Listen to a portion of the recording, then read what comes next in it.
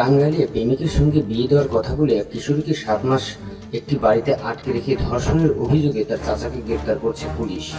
মির্জাপুর উপজেলার একটি বাজার থেকে শুক্রবার সন্ধ্যায় তাকে গ্রেপ্তার করা হয় বলে টাঙ্গাইলের গোয়েন্দা পুলিশের ওসি অশোক কুমার সিংহ জানান। গ্রেপ্তার বাদল মিয়ার বাড়ি সখীপুর উপজেলার রতনপুর কাশিম বাজারে।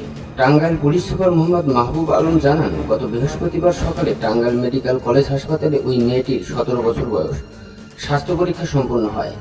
বিকেলে নারী ও শিশু আদালতের হাকিম রূপম কান্তি দাস তার জবানবন্দি গ্রহণ করেন।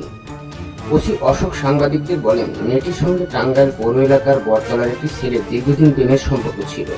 মেয়েটি ওই ছেলেকে বিয়ে করতে চান বলে চাচা বাদল মিয়াকে জানান। ওই প্রেমিকের সঙ্গে বিয়ে দেওয়ার কথা বলে বাদল মেয়েটিকে সখীপুরের একটি বাড়িতে নিয়ে যান।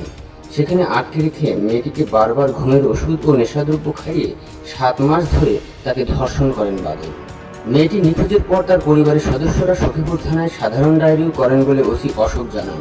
তিনি বলেন, গত রোববার সন্ধ্যায় আশঙ্কাজনক অবস্থায় উপজেলার রতনপুর কাশিমবাজার এলাকার একটি নির্জন বাড়ি থেকে ওই মেয়েটিকে উদ্ধার করে হাসপাতালে ভর্তি করা হয়।